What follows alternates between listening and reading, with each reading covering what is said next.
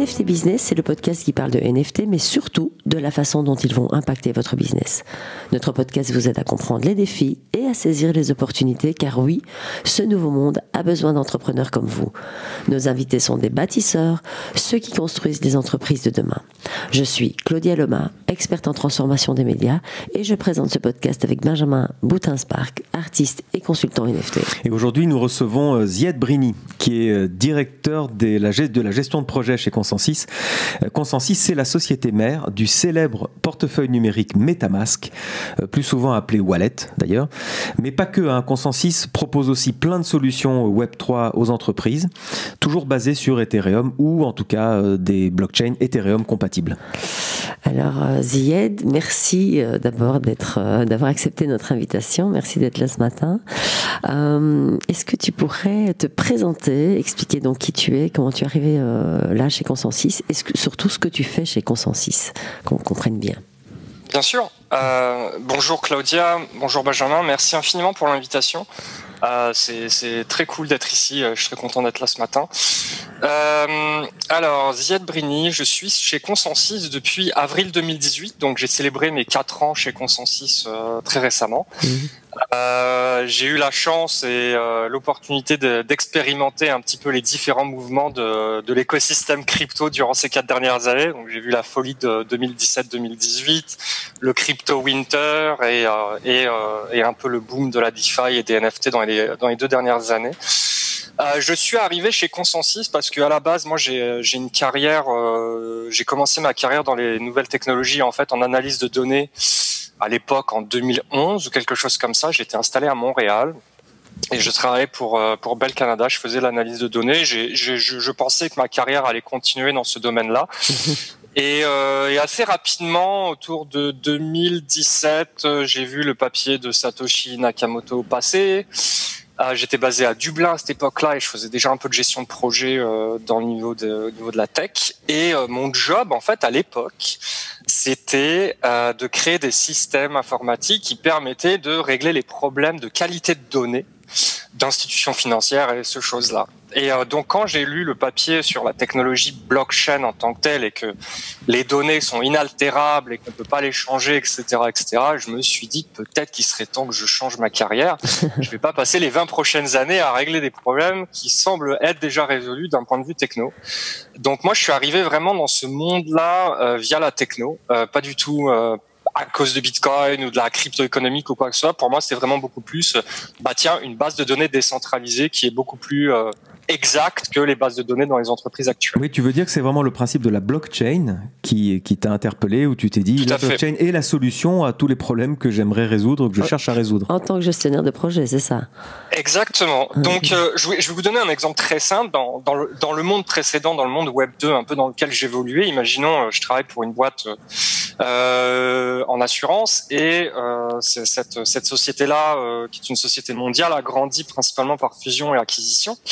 Et à un moment donné, il y avait tellement de systèmes informatiques à gérer qu'on n'était pas capable de dire combien d'argent, combien de revenus on faisait tous les ans avec Coca-Cola Monde. Il y avait tellement d'entités légales et de données qui étaient fausses, etc., et de réconcilier tout ça, etc., parce que les systèmes ne se parlaient pas, qu'il a fallu monter des modèles, en fait, en intelligence artificielle pour essayer de deviner un petit peu, plus ou moins, combien de revenus on faisait avec tel et tel client, en point de vue global. Et je me suis dit, mais c'est complètement débile de mettre tant de ressources et tant d'efforts pour un système, en fait, on essaie de réparer un truc qui ne marche déjà plus. Donc quand je vois des entreprises qui recrutent ce qu'on appelle des data stewards, des data vice presidents, donc des gens qui sont vraiment orientés sur l'analyse de données, je me dis tiens, la blockchain, super intéressant, ça règle le problème de base, savoir avoir des informations qui sont exactes. Et donc c'est pour ça que je suis arrivé chez Consensus. Je prenais des cours du soir à l'université. Un de mes profs était le directeur de la blockchain à Dublin chez Deloitte. Et quand Consensus avait l'objectif d'ouvrir un bureau à Dublin, j'ai fait partie en fait des premiers employés à ouvrir le bureau à Dublin en 2018. Donc c'est comme ça que je suis arrivé dans une capacité de gestion de projet. J'ai passé les 2 premières années chez Consensus à faciliter la livraison en fait d'un réseau blockchain privé pour des acteurs institutionnels dans le monde du financement des matières premières. Mais ce qui était super intéressant, c'est qu'à l'époque, en 2018, il y avait, disons, 15 acteurs de cette industrie-là qui représentaient probablement 95% du marché, qui se disaient « on est tous en compétition, en concurrence ». On ne se fait pas confiance, mais on a quand même besoin d'échanger de l'information de manière plus efficace. Mettons une blockchain au milieu. Ça nous permettra d'échanger de l'information sur les différents deals qui sont en train de se faire de pair à pair, sans que les autres membres du consortium puissent le voir. Et ce projet, fonctionne. Maintenant, il est en production. Ça s'appelle Comgo. C'est basé à Genève. Et aujourd'hui, c'est une start-up qui est complètement autonome. Et ils font leur projet. Donc voilà un petit peu comment je suis arrivé chez Consensus, vraiment du côté techno et institutionnel. Oui, alors c'est intéressant parce que tu vas déjà vite, parce que là, tu nous parles de Satoshi Nakamoto. Donc ça, c'est le white paper qui a créé Bitcoin. Ensuite, tu es chez Consensus. Consensus, on sait maintenant que c'est une entreprise qui travaille vraiment sur Ethereum ou sur Ethereum Virtual Machine, donc des blockchains qui émulent Ethereum. Et là, tu nous parles d'une troisième blockchain qui est une blockchain privée qui fait que vous êtes plusieurs acteurs du Web3 à travailler ensemble sur cette blockchain privée. D'accord, donc ça c'est le contexte dans lequel tu es arrivé chez Consensus, qui est une grosse société. Alors, tu étais au Canada, mais je crois que c'est une société américaine, mais enfin qui rayonne maintenant dans le monde entier. Oui. Mais il y a un management qui est plutôt basé aux États-Unis, je crois.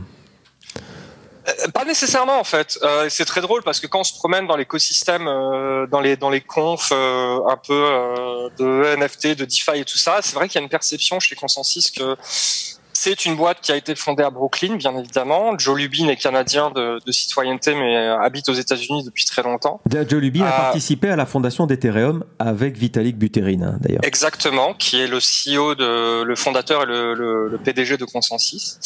C'est vrai, il y a une partie de notre leadership qui est aux États-Unis, mais je dois dire que malgré tout, ça reste quand même très décentralisé comme organisation. C'est-à-dire qu'on a une partie de notre leadership qui est basée en Europe et en Asie. Je sens pas, et j'ai bossé pour d'autres boîtes nord-américaines, et je sens pas ce côté un peu très boîte américaine, on est des yes man et ça va aller de l'avant. Il y a vraiment, je pense, chez Consensus une place pour un leadership qui est vraiment décentralisé sur les 3 continents, au moins Amérique du Nord, Europe et la région Asie. Et on a des leaders soit de produits ou d'équipes un peu des équipes qui sont commerciales ou en delivery, qui sont des leaders qui sont basés en France, en Grande-Bretagne, à Hong Kong, etc., etc. Donc c'est vrai que sur papier on est une boîte américaine, mais dans la culture on est vraiment une boîte très très décentralisée internationale là-dessus. Ce qui me fait rester en fait. Si ça avait été juste une boîte américaine, j'aurais pas été si complaisant. Ouais, toi tu es basé en France, donc justement ça nous intéresse d'avoir aussi ta vision des entreprises, des clients français qui viennent te voir. On a sauté une étape. Ouais. On a sauté une étape parce que en fait, moi j'aimerais savoir ce que tu fais aujourd'hui. J'aimerais comprendre ce que tu fais chez Consensus. Quelle est ta fonction? Quel est ton quotidien? Quels sont tes enjeux, tes défis? Oui, bien sûr. Alors, je fais partie d'une équipe qui s'appelle, en anglais, elle s'appelle Professional Services, donc services professionnels. Et en gros, Consensus, c'est une boîte de produits. Ok, donc on a des produits comme MetaMask, Infura, notre plateforme NFT, etc., etc. Et quand les clients viennent nous voir, ils ont besoin de gens qui ont l'expérience de la gestion de projet en informatique et de la relation client. Donc, d'être capable de prendre un cahier des charges et de l'implémenter, etc. Donc, on a une équipe qui s'appelle Professional Services chez Consensus, qui est composée d'ingénieurs, de gestionnaires de projet, d'analystes fonctionnels, d'architectes, de designers. On discute avec le client, on dit monsieur, madame le client, de quoi vous avez besoin? J'ai besoin d'une application pour, par exemple, tokeniser un investissement dans l'immobilier.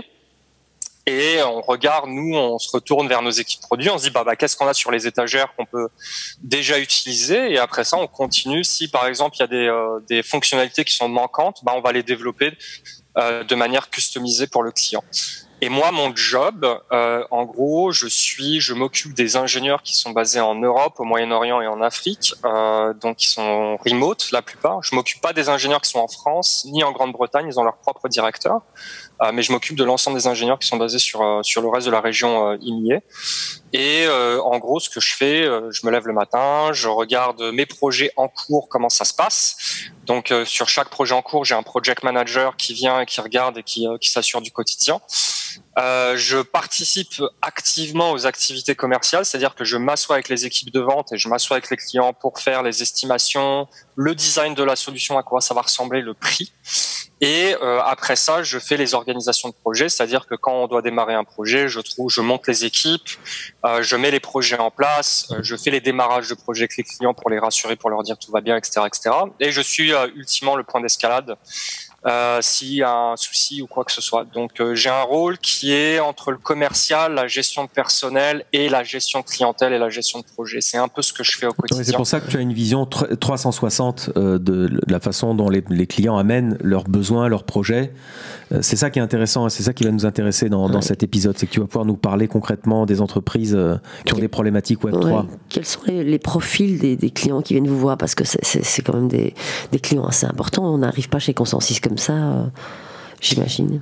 Ouais, alors on a alors Professional Services comme entité, on a 3 types de clients. On a premièrement les clients Web 2 qui veulent passer du Web 2 au Web 3. Et donc, généralement, c'est des clients qui sont des institutions financières ou des boîtes d'investissement ou tout ce qui est relié à la création de valeur en tant que telle dans le monde du Web 2.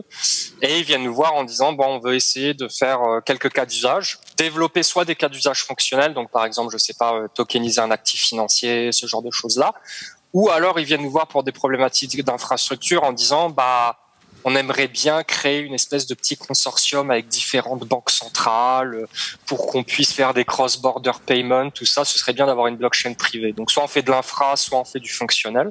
Donc, ça, c'est la catégorie numéro 1. Donc, les clients Web 2 qui sont déjà Web 2. On a des clients qui sont crypto-natifs, Web 3 natifs, donc Polygon, MakerDAO, ce genre de compagnies-là, qui sont déjà des acteurs prédominants dans l'industrie et qui viennent nous voir pour nos outils. Que ce soit MetaMask, MetaMask institutionnel ou Infura. Et après, nos troisième clients, ce sont nos clients internes. Donc, c'est-à-dire que pour nous, nos équipes produits sont aussi nos clients et on les aide chez Professional Services à l'intérieur de Consensus à accélérer leur roadmap produit. Donc, par exemple, moi, j'ai des équipes qui travaillent avec MetaMask, j'ai des équipes qui travaillent avec Infura, j'ai des équipes qui travaillent avec Quorum, etc., etc. C'est vraiment nos 3 types de clients. Tu peux nous rappeler Infura et Quorum, quel type de produit c'est Infura? Oui, bien sûr. Alors, Infura, c'est un set de produits, en gros, qui aide n'importe quel développeur ou organisation qui fait du développement sur Ethereum à se connecter très facilement sur le réseau Ethereum ou sur les réseaux Layer 2 qui sont Ethereum compatibles. Donc ça, c'est l'utilité de base. Mais là, maintenant, il y a une API pour IPFS, donc pour être capable de stocker des données, des métadonnées comme des images ou ce genre de choses-là. Et Infura va continuer à développer des features dans le futur. Là, c'est ok. Donc, tu as évoqué des mots très techniques, en fait. Oui, tu as évoqué le storage, tu as évoqué l'hébergement de données qui sont liées au NFT. En général, quand on propose un NFT, l'image du NFT, le JPEG, le fameux JPEG, n'est pas hébergé sur la blockchain, etc. Mais donc, Infura, si j'ai bien compris, oui, c'est un kit de développement sur Ethereum. Alors, je pense que les gens connaissent le langage Solidity. En tout cas, on en entend de plus en plus parler, qui est le langage natif de la blockchain Ethereum, qui permet de coder les fameux smart contracts qui vont devenir des NFT, etc. Donc oui, je vois que Consensus propose la solution complètement globale, mais c'est vrai que vous intervenez à des niveaux très importants, puisque tu parlais très large, oui, tu parlais de banques centrales, donc j'imagine que vous êtes aussi en développement sur des monnaies nationales de banques centrales, des cryptos, les fameuses cryptos nationales en fait. Ouais. Et donc ce sont des projets d'envergure, ça, qui vont prendre des années. Mais vous êtes au cœur aussi d'un système politique finalement, parce que ça c'est ultra politique, hein. Une monnaie de banque centrale en crypto. Donc vous avez des visions vraiment stratégiques en fait, hein, là-dessus. Je dirais qu'on n'est pas politique au sens traditionnel gaulois du terme. Je dirais beaucoup plus qu'on essaie de parler avec ensemble des acteurs sur la planète qui ont un rôle à jouer dans la gouvernance, que ce soit au niveau local, national, international ou peu importe. Les banques centrales font partie de cet écosystème-là. Okay.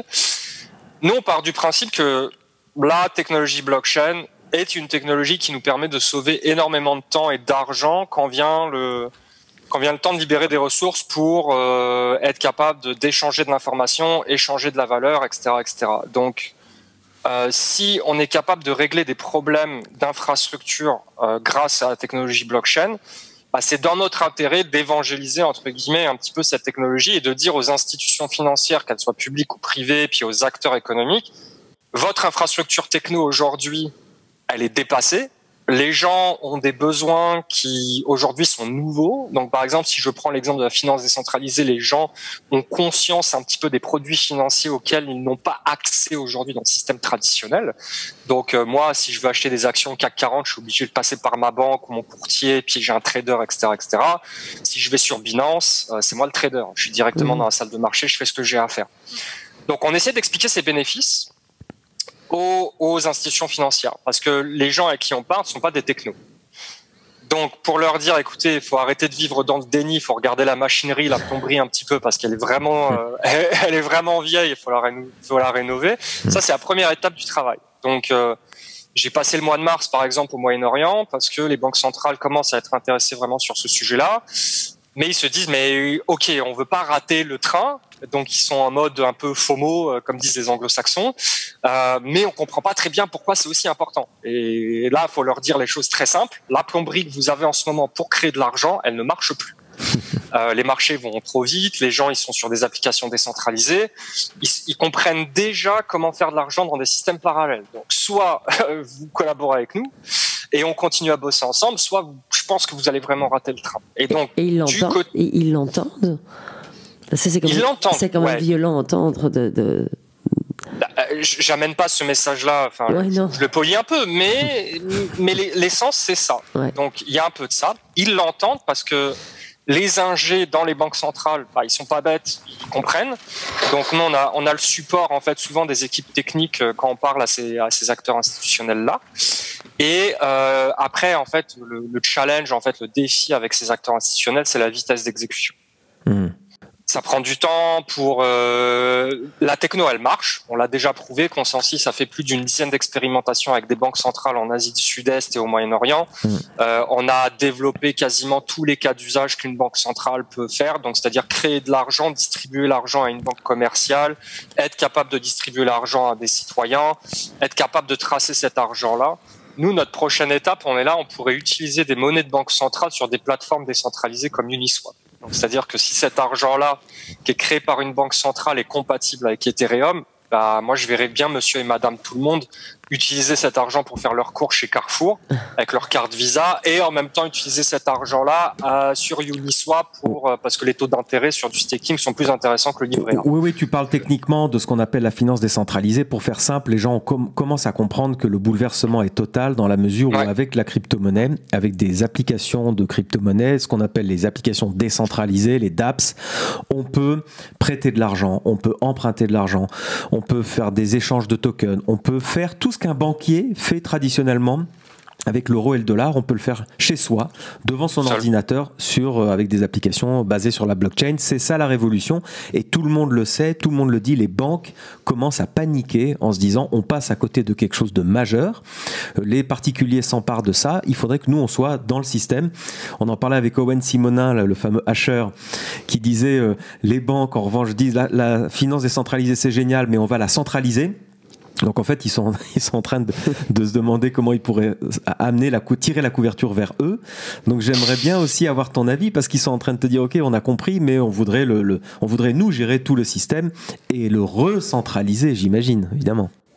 Je peux pas prédire le futur parce que de toute façon l'écosystème est assez surprenant parfois. Moi, je vois les choses de la manière suivante. Souvent, par exemple, un exemple que je donne en particulier avec les institutions financières, c'est sur le KYC. Donc, le KYC pour vos auditeurs, en fait, c'est un process qu'on appelle en anglais, c'est Know Your Customer. Donc, quand vous ouvrez un compte bancaire, vous ouvrez, je sais pas, n'importe quoi, on vous demande généralement une pièce d'identité, un passeport, etc., un petit peu pour prouver votre identité. Donc, quand vous faites, surtout pour des ouvertures de services financiers.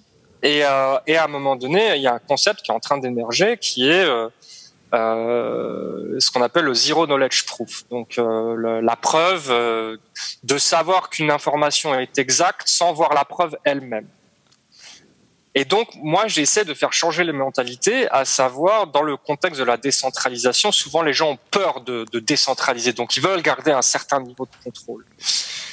Et je leur dis, si par exemple vous avez un nouveau client qui arrive sur votre plateforme, et qui doit, de manière légale, vous donner des informations pour s'assurer que le profil n'est pas listé sur des listes criminelles ou quoi que ce soit et être en régulation avec les autorités locales.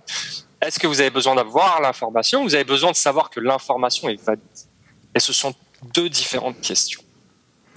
Et en fait, ce que j'essaie de faire, c'est de changer l'état d'esprit en disant vous n'avez pas nécessairement besoin de voir l'information à partir du moment où vous avez un moyen technologique qui vous garantit à 100% que l'information elle est exacte. Et c'est là le changement de paradigme, en fait, dans la manière de penser. À chaque fois avec les institutions financières, les banques, etc., ce que je leur dis, c'est que vous n'avez pas nécessairement besoin de voir l'info, mais ce que vous avez besoin de savoir, c'est que votre information, elle est légale, elle est bien reçue, puis elle est valide, et vous pouvez traiter avec ce client-là. Avec ce client-là, il n'y aura pas de problème. Ils n'ont pas besoin forcément de connaître le nom et l'identité de la personne en face. En revanche, ils ont besoin de savoir qu'une base de données leur a dit OK, quelque part, vous pouvez y aller. Okay. Exactement. Et en fait, c'est là où je pense ça s'en va. La direction, c'est de dire les gens veulent avoir plus de contrôle vis-à-vis de leur identité et ils veulent être capables de donner en fait l'information sur leur identité de manière volontaire.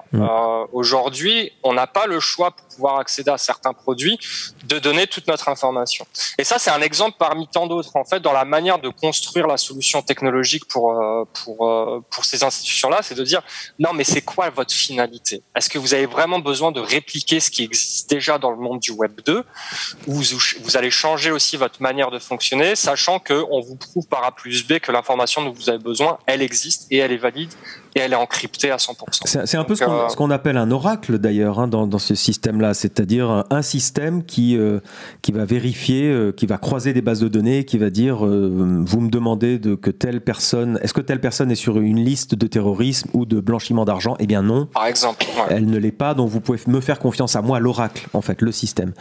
Exactement. Oui, c'est vraiment intéressant ce que tu dis. En plus, MetaMask, nous on en parle à chaque épisode ici, enfin du wallet. Alors MetaMask aujourd'hui c'est 80% du marché, je crois, c'est le wallet le plus connu, mais il y en a d'autres et il y en aura d'autres, et tant mieux. Je pense que l'idée c'est pas, justement, je pense que l'idée c'est que les wallets soient aussi décentralisés.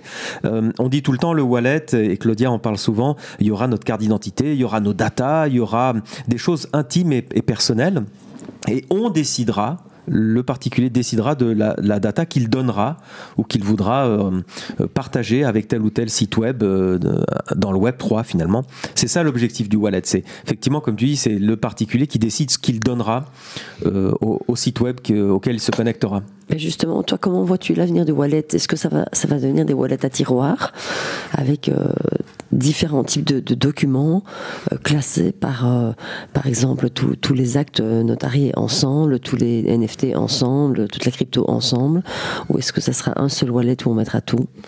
Là, en ce moment, ce que j'observe, hein, et je suis pas le plus à jour sur les wallets parce qu'il y a des gens qui passent leur vie dessus, leur quotidien dessus. Mais ce que je vois en ce moment, c'est que les utilisateurs recherchent de plus d'intégration de fonctionnalités au sein même du wallet.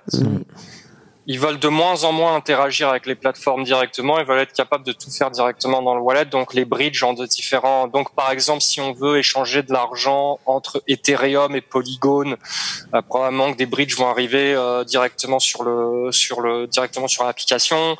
Acheter des cryptos, que ça soit en crypto ou en fiat, directement sur le portefeuille, être capable de visualiser ces NFT directement sur le portefeuille, et pourquoi pas aller plus loin dans le futur avec ce que j'appelle des actifs un peu plus sérieux entre guillemets, donc des actes notariés, des pièces d'identité, des permis de conduire, etc., etc.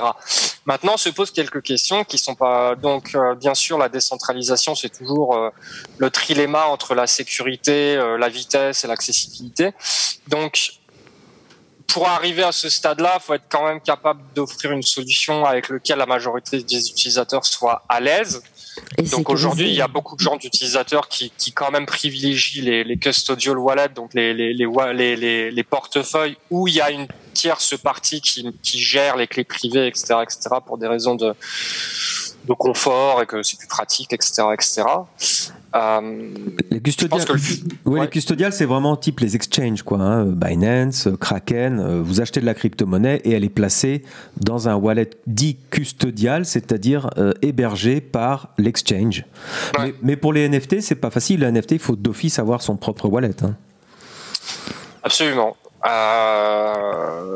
Mais après, il y a des drops de NFT que j'ai vu, par exemple celui qui était fait pour DC Comics, c'était Q4 l'année dernière. C'est sur Nifty Gateway, ça, sur Nifty. C'était sur Nifty Gateway, c'est Nifty qui a le NFT, c'est pas moi, donc c'est eux qui font la custody du NFT. Ouais, donc, par exemple sur cette plateforme-là. Ouais, non, ça va être super intéressant. Ce que je vois aussi, c'est que les gens qui sont les plus pointus dans l'écosystème, donc qui sont vraiment les early adopters, etc., explorent d'autres wallets. Ils pensent que pour eux, MetaMask en fait est un wallet qui doit continuer à offrir plus de fonctionnalités dans le futur. Et après, pour les gens qui arrivent dans le monde du Web3, etc., ils adorent MetaMask parce que justement, ça fait un peu le lien entre le Web 2 et le Web 3. Ouais. Mais on a des grosses ambitions chez Consensus aussi cette année pour MetaMask. Donc, on a racheté aussi une société qui s'appelle Ma Crypto Wallet pour faire de l'intégration et de l'amélioration, ramener plus de fonctionnalités. Et puis, on prend énormément de feedback de la part de la communauté aussi. Et donc je sais qu'on a une roadmap extrêmement précise chez MetaMask. Ouais, alors moi je vois l'évolution de MetaMask parce que je l'ai depuis 1 an et demi. J'ai vu d'ailleurs que le MetaMask sur mon iPhone est beaucoup plus user-friendly d'ailleurs que mon MetaMask sur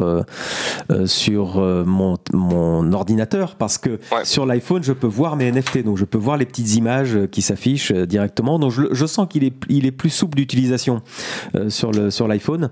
Mais j'ai vu que vous aviez levé 450 millions d'euros ou de dollars chez Consensus pour développer le MetaMask, développer d'autres activités. Mais clairement, le wallet est au cœur. D'ailleurs, le wallet, c'est la pierre angulaire du Web3. C'est par là que tout va se passer. On va détenir, je l'ai dit, sa data, on va détenir sa crypto, on va détenir ses NFT, on va détenir ses actifs digitaux et on va interagir avec les sites Web3 directement avec le wallet.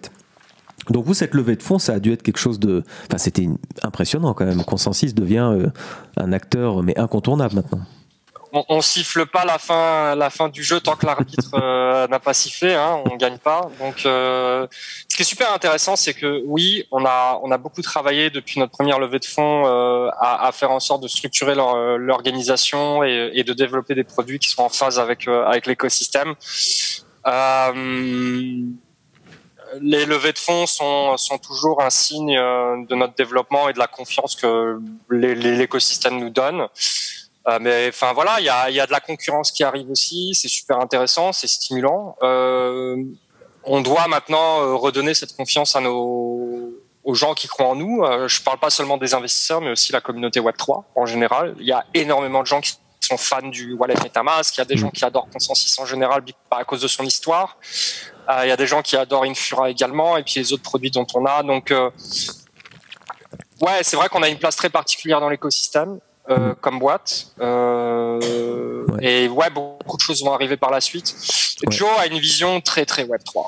Ouais. D'ailleurs, je voulais te demander, je sais que tu es en contact avec des entreprises, mais toutes sortes d'entreprises. Alors, on a parlé des banques, on a parlé de la finance, ça d'accord. Ouais. Mais je sais que tu es en contact avec des retailers, avec des gens qui sont dans l'industrie, qui sont dans le marketing, etc. Est-ce qu'il y a des use cases qui sont un peu tendance maintenant? Est-ce que tu as remarqué une évolution significative depuis quelques mois sur les use cases? Est-ce que les gens veulent aller plus loin? Est-ce que les gens ont compris tout l'éventail des utilisations dans le Web 3? Est-ce que tu es vraiment au cœur, en contact avec ça?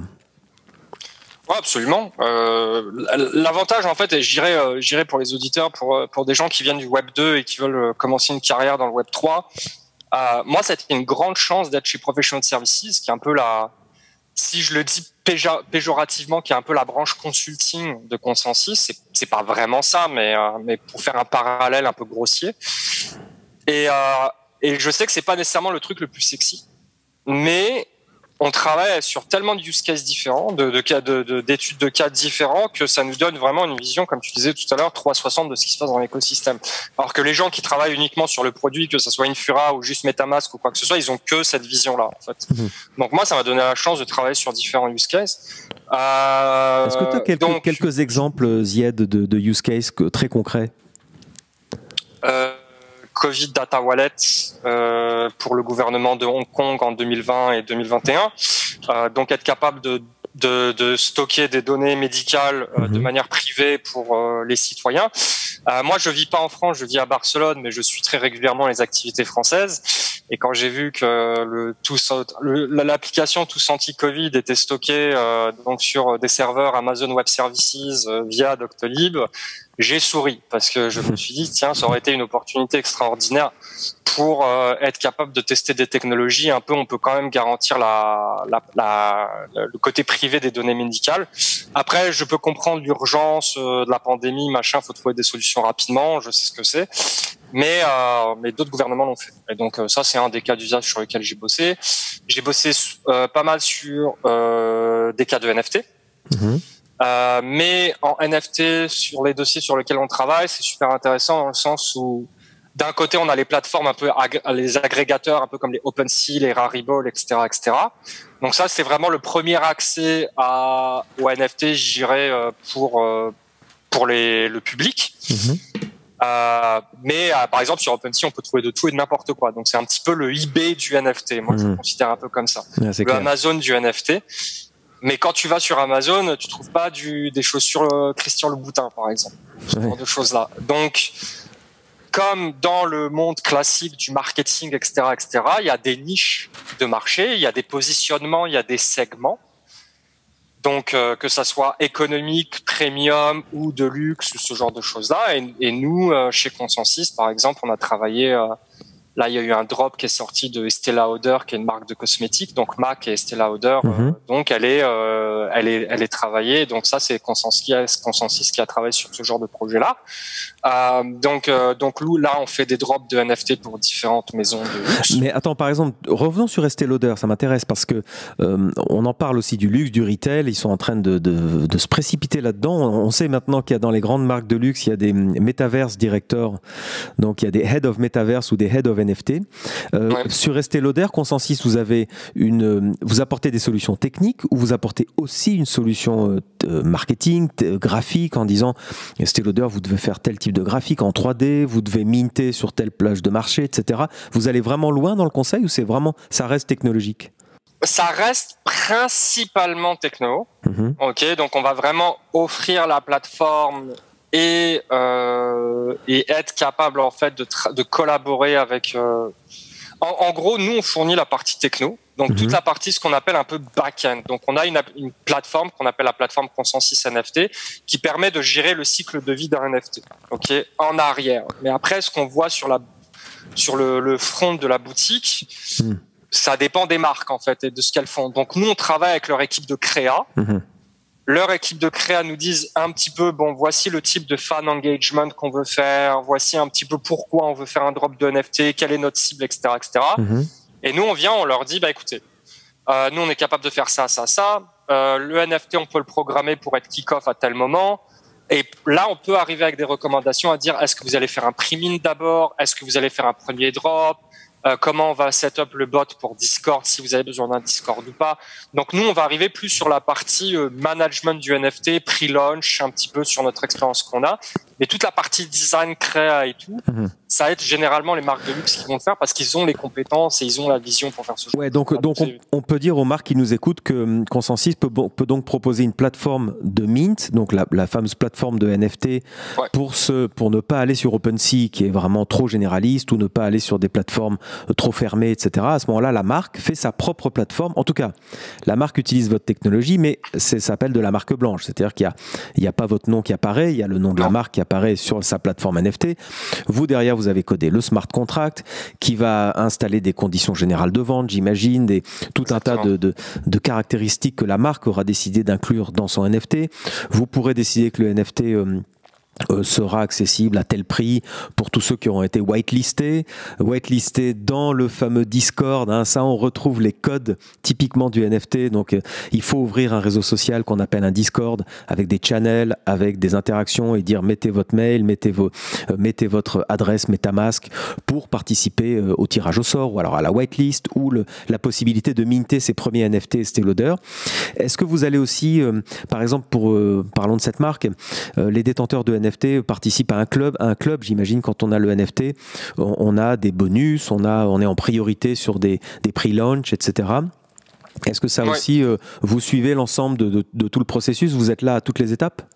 On est là à toutes les étapes, on accompagne nos clients, même quand le drop est terminé, etc., parce que bon, par exemple, quand une grande marque va faire un drop, bien évidemment, il faut qu'on soit là en termes de capacité des serveurs, s'assurer que quand tout le monde se connecte en même temps, on ait de la puissance de réseau à offrir, etc., etc. Donc oui, on accompagne vraiment le client avant, après, surtout le cycle de vie de la gestion du NFT.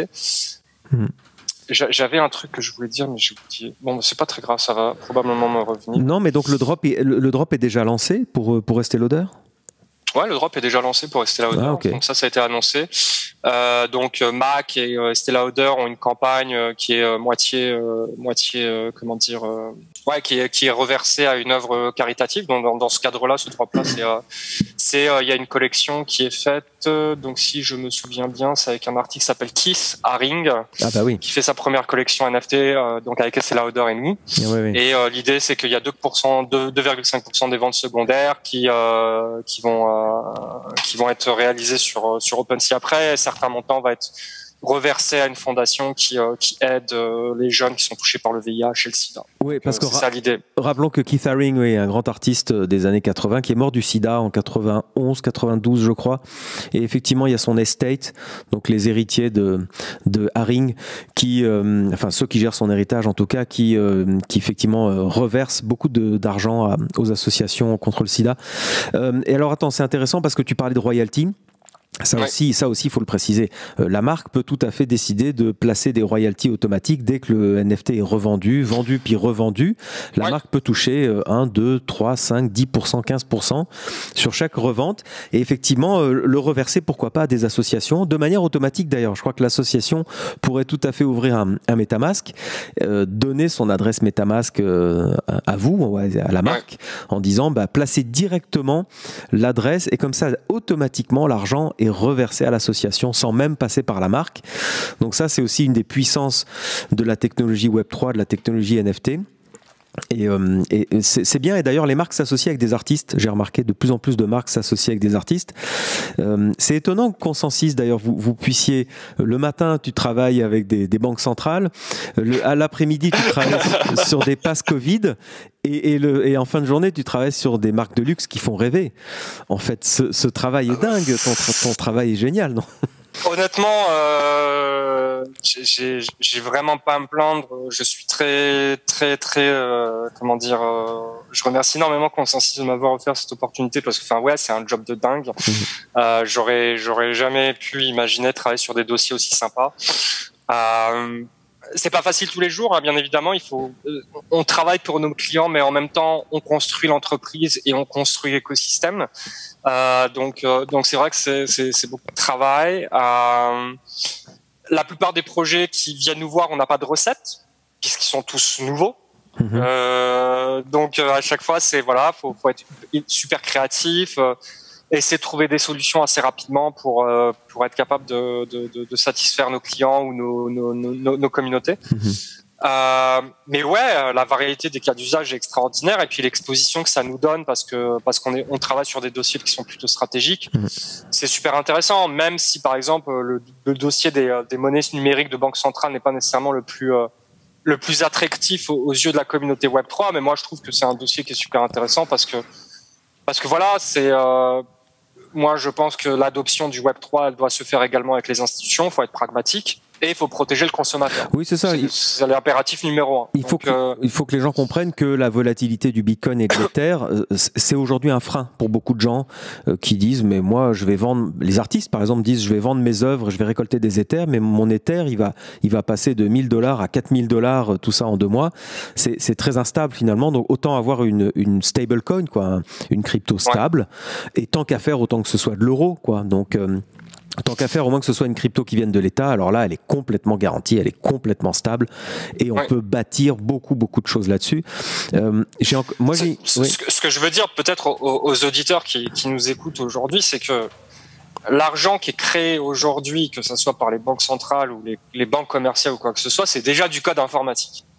Ouais. C'est-à-dire que, donc ça existe déjà depuis une quarantaine d'années. Je veux dire, aujourd'hui, quand une banque centrale distribuent de l'argent à une banque commerciale, n'importe laquelle, c'est pas des gros camions de billets qui arrivent. Il y en a quelques-uns pour les liquidités, mais le reste du temps, ça va être un message encodé informatique qui est probablement envoyé par le réseau SWIFT la plupart du temps et qui est envoyé. Donc, on code déjà de l'argent. La différence avec la blockchain, c'est que cet argent-là, le code, il va pas juste dire bon bah tu vaux 1, mais à dire tu vaux 1, mais en plus tu peux te connecter sur telle plateforme, tu peux faire ci, tu peux faire ça, etc., etc. C'est ce qu'on appelle la programmabilité de la monnaie, et c'est ce qu'on essaie vraiment d'expliquer aux gens, c'est de dire qu'en fait on offre plus de fonctionnalités à l'argent, c'est juste ça, c'est tout. Ouais, tu résumes bien, c'est très bien résumé. Effectivement, c'est une bonne définition. Tu parlais du réseau SWIFT, entre parenthèses, le fameux réseau qui a été pendant la guerre, pour la guerre en Ukraine en ce moment, le fameux réseau qui est interdit d'accès pour les transactions entre la Russie et le reste du monde. Et c'est pour ça qu'on a parlé beaucoup des cryptos au moment de la guerre, en disant la crypto-monnaie passe par un autre réseau qui n'est pas SWIFT, qui est une blockchain, qui est à ce moment-là plus difficile à contrôler. Mais alors, revenons sur le contrôle justement. Tu parlais d'onboarder, comme on dit, j'aime bien le terme onboarder les gens du Web 2 vers le Web 3, c'est-à-dire leur dire bienvenue à bord du Web 3. Comment tu fais avec les wallets? Parce que moi j'ai le cas, je suis aussi consultant et on aimerait amener les gens qui n'ont pas de wallet à posséder un NFT. On est obligé et contraint de leur dire il faut télécharger un MetaMask, il faut retenir, il faut bien noter vos 12 mots, les 12 mots-clés qui correspondent à la seed phrase, c'est-à-dire la clé privée. Si jamais vous perdez votre ordinateur ou votre téléphone, pas de problème. Avec les 12 mots, vous recréez le MetaMask sur un autre ordinateur, sur un autre téléphone. Donc ça aussi c'est puissant. Est-ce que tu conseilles toujours donc de passer par cette étape nécessaire et obligatoire, ou est-ce qu'il y a des solutions intermédiaires pour dire vous voulez posséder un NFT sans wallet? Eh bien, il y a la possibilité, tout comme les exchanges te permettent de posséder de la crypto sans avoir ton wallet. Est-ce que vous travaillez à ça? Pas à ma connaissance. Je sais qu'il y a des discussions dans l'écosystème. En fait, là, à ce niveau-là, c'est vraiment plus philosophique, où j'irais plutôt stratégie produit à haut niveau. C'est de se dire qu'est-ce qu'on fait. Nous, on veut accélérer les gens du monde du Web3, je parle pas uniquement de Consensus, mais les gens qui sont dans cet écosystème en se disant on a une technologie, un potentiel à faire, qu'est-ce qu'on fait? Est-ce qu'on va essayer de faciliter l'expérience utilisateur au maximum pour répliquer quelque chose qui existe déjà dans le Web 2, donc potentiellement créer, je sais pas, un custodial wallet très facile d'accès pour les utilisateurs, les novices, etc., etc. Ou alors on travaille sur la partie éducation, parce que veut pas, la vision du futur, c'est quand même le non-custodial wallet et un non-custodial world et un contrôle sur l'identité, etc., etc. Ouais.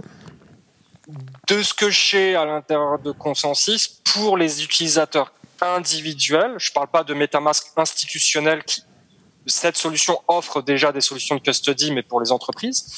Mais pour les individus, je pense que c'est un changement à prendre pour l'instant. Et après, l'idée, c'est de dire comment on peut offrir un custodial wallet, mais sans écrire les 12 mots sur un bout de papier, ou trouver un autre moyen qui soit plus facile de les recouvrir. Donc, je pense que le développement en termes de fonctionnalité, ça va rester la non-custody, mais essayer de retrouver peut-être des mécanismes de backup qui seront plus faciles à gérer pour les utilisateurs. Intéressant. Pense que c'est là où ça s'en va en termes de wallet. Donc, par exemple, souvent... c'est comme les applications bancaires. Quand vous avez le PIN à 6 chiffres, il faut taper le 3e chiffre et le 5e chiffre. Donc peut-être qu'à un moment donné, on va vous dire écrivez le 3e et le 5e mot, mais pas tous les 12 mots ou quelque chose comme ça. Ça peut ressembler à quelque chose de cet ordre-là, mais les gens veulent pas sacrifier la custody pour l'instant, de ce que je sais dans l'écosystème. Oui, je comprends, parce que la solution intermédiaire, en fait, tu parlais des NFT, typiquement Estée Lauder, j'imagine, enfin plein de marques, j'ai vu ça aussi pour le printemps, ils vous disent vous avez gagné un NFT, mais pour le voir, il faut mettre un login mot de passe sur notre site web. Et en fait, ça veut dire quoi? Ça veut dire que vous n'avez pas le wallet, vous n'avez pas le NFT, il est hébergé par la marque.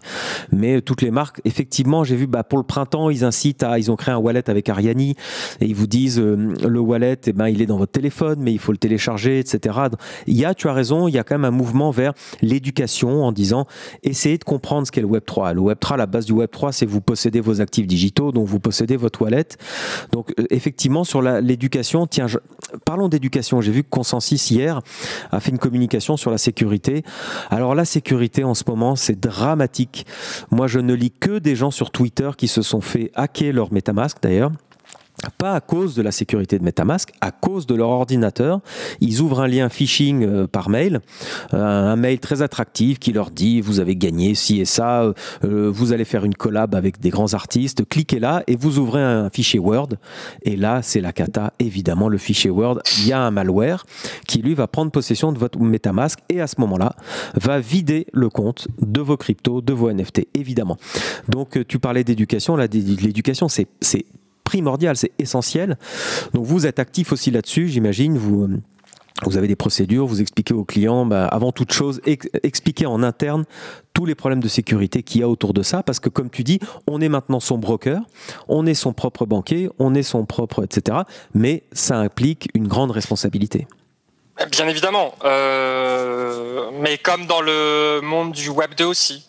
C'est-à-dire que quand le monde du Web 2 ou même le monde du Web 1, Internet est arrivé avec Netscape, etc., et puis ensuite quand Google, Facebook, Twitter sont arrivés, au début ça a été la même chose. C'était un peu la jungle et les gens savaient pas trop quoi faire, etc., etc. Donc c'est vrai que la plupart des cas qu'on voit en termes de hacking sont soit des cas d'ingénierie sociale ou de social engineering comme on dit en anglais, donc à savoir du phishing, des faux emails, des faux documents Word, etc., etc. Donc ça reste quand même des méthodes de hacking qui sont plutôt classiques et qui sont où le point en fait de rupture ou le point de risque c'est l'utilisateur au final. Donc dans le risque au final c'est toujours l'utilisateur final qui est le plus susceptible à lâcher de l'info. Donc ça c'est le numéro 1. Ou alors le numéro 2 c'est qu'il y avait une vulnérabilité d'un point de vue techno, mais souvent elles sont même pas d'un point de vue blockchain. Elles sont juste d'un point de vue techno, c'est-à-dire développement logiciel classique. On n'a pas codé correctement, on n'a pas testé l'application correctement, on n'a pas mis les paramètres de sécurité. Quand on met le site en ligne, donc sur un protocole HTTPS, s'assurer qu'il n'y a pas de vulnérabilité, etc., etc. Il y a des choses comme ça qui arrivent. Et malheureusement, il y a eu aussi des hackings qui se sont faits sur des smart contracts qui n'ont pas été audités proprement. Ouais. Donc tout le monde est en train d'apprendre en ce moment dans l'écosystème. Ce qu'il faut savoir, c'est que les gens ont souvent ce truc de mais ça arrive quand là, la prochaine fonctionnalité, on la veut maintenant, mais ça marche pas, mais c'est scandaleux, etc., etc. Donc on va surtout sur Twitter, c'est extraordinaire. Et les gens se rendent pas compte parfois de l'effort humain et techno que ça prend pour développer des nouvelles fonctionnalités. Enfin, nous on est vraiment dans le cœur du développement logiciel et les problématiques sont extrêmement complexes, bien sûr, et souvent satisfaire les clients, la communauté Web3 et c'est une communauté qui est très ambitieuse et qui en demande beaucoup. Et on demande. Très bien, mais c'est vrai. Et on se rend pas compte à quel point le succès est au rendez-vous.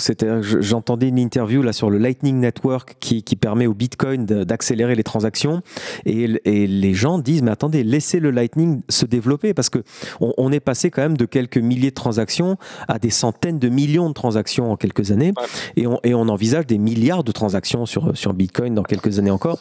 Et Ethereum c'est pareil. Les frais de gaz sur Ethereum sont importants.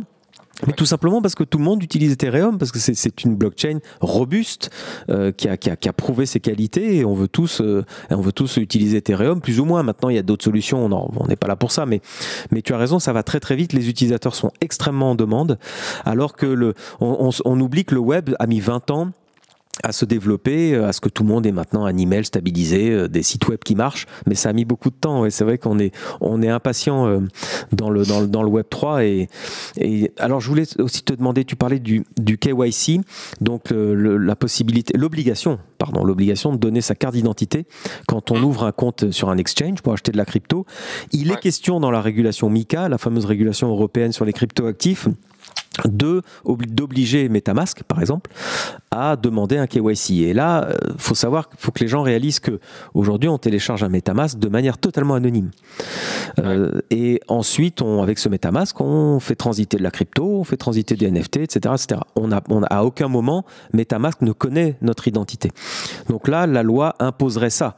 Alors, ce serait un changement total de paradigme et peut-être même de conception. Est-ce que vous y pensez? Est-ce que ça vous inquiète? Consensus suit de très près les conversations qui se passent au niveau des autorités, que ce soit en Europe ou en Amérique du Nord. On discute beaucoup avec la SEC et la SEC la SEC qui régule la bourse aux États-Unis, ouais. Exactement, et puis l'Union européenne également. Donc, j'ai pas étudié le sujet MiCA en détail. Je suis un peu ce qui se passe avec la DAN qui fait des publications régulièrement, etc., mais la DAN qui est le lobby européen, le lobby français, je crois, en faveur des cryptoactifs. Oui, et qui est en fait pour moi une bonne source d'information. C'est quand même plutôt bien documenté. Ouais. On peut être d'accord ou en désaccord avec leur positionnement. Moi, je me prononce pas là-dessus, mais ils ont quand même énormément d'informations, donc c'est super intéressant d'avoir une perspective. Et ces gens-là sont quand même plutôt familiers sur comment la technologie fonctionne et tout. Donc voilà. Moi, ce qui m'a paru intéressant, c'était par exemple le débat à l'Union européenne entre le proof of work et le proof of stake. Donc bannir potentiellement les protocoles qui travaillent en proof of work pour des raisons environnementales. Ce que je comprends tout à fait. Ok. Sauf que la communauté travaille déjà dessus. Et donc, par exemple, dans le cas d'Ethereum, on va passer sur Ethereum 2.0 prochainement. Et c'est en train de se faire. Et moi, j'ai l'impression que l'Union européenne est en train de, et ça, c'est une opinion complètement personnelle qui ne reflète pas les opinions de Consensus. Mais quand je vois un petit peu que ça soit sur le débat Proof of Work versus Proof of Stake ou sur le sujet MiCA, donc faire du KYC sur des portefeuilles non custodial, je suis pas sûr qu'ils aient compris les bénéfices de la technologie. Et j'ai l'impression que ce sont des régulateurs qui n'ont jamais installer un wallet sur leur ordinateur et s'amuser à jouer avec. Et ils le reconnaissent eux-mêmes d'ailleurs, hein. Ils disent souvent, mais en fait on ne sait pas, voire même il y a de la pression pour réguler, mais tout ça bouge très très vite. Ça, je sais que le débat maintenant est quasiment clos sur la preuve de travail, qui est évidemment le système de validation de Bitcoin. Mais de l'autre côté, on a le Royaume-Uni qui est en train d'ouvrir leur économie pour les entreprises crypto, parce que l'Union européenne est en train d'essayer de serrer la vis sur ce côté MiCA. Il y a d'autres régions dans le monde, notamment aux États-Unis d'ailleurs, et au Moyen-Orient et dans la région Asie-Pacifique, où là il y a vraiment une vraie ouverture en disant on comprend le concept d'un non-custodial wallet, de toute façon les gens vont finir par l'installer, que ça plaise ou non, donc il faut qu'on travaille autour de ça, être capable de comment on veut gérer ce genre de choses-là. Et les gens ne veulent pas nécessairement être... Enfin, la majorité des gens ont acheté leur première crypto avec une carte de crédit. Je veux dire, tout est déjà traçable dans le ledger, en fait. Même le hack qui s'est fait chez Ronan avec Axie Infinity de 600 et quelques millions de dollars, il y a des gens qui continuent à suivre l'argent, où est-ce que ça va. Là, on sait que l'argent est arrivé en Corée du Nord. Enfin, en termes de traçabilité, en quelques jours, on a été capable de suivre les mouvements de fonds. Donc, je pense que l'Union européenne essaie de régler un problème qui est juste et valide, qui est la traçabilité des fonds et le blanchiment, etc., etc. Je pense pas qu'en mettant un KYC sur MetaMask, ça va régler le problème. Moi, je pense que c'est une opération sparadrap pour essayer de réagir à un truc. Ils sont un peu FOMO. Voilà. S'ils veulent vraiment, il faut qu'ils travaillent avec les acteurs du secteur. Je sais qu'il y a des gens comme la DAN, etc., qui essaient de discuter avec l'Union européenne ou avec les autorités françaises. Et ils font leur boulot de lobbying en essayant d'apporter des éléments concrets. Nous, chez Consensus, on émet des avis. Qui sont parfois publiés, qui sont parfois pas publiés. On essaie de travailler sur des working groups et on participe à des conférences pour essayer de faire entendre notre voix également sur certains sujets, etc., etc. Donc, oui, j'ai vu que on comprend, mais faut continuer à discuter, quoi. Ouais.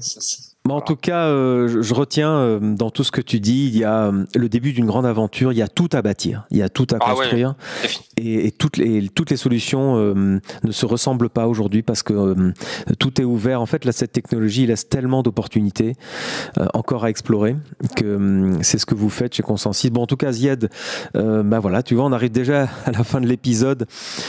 Ça passe vite et je te remercie beaucoup de tous ces éclairages.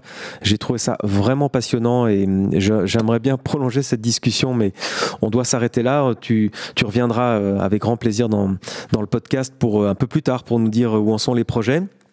Zied Brini, on te retrouve facilement sur LinkedIn, je sais, en tapant ton nom, chez Consensus bien sûr aussi.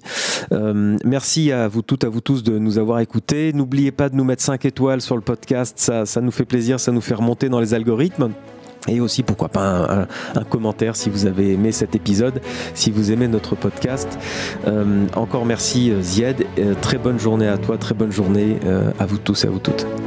Merci beaucoup Benjamin, merci, au revoir.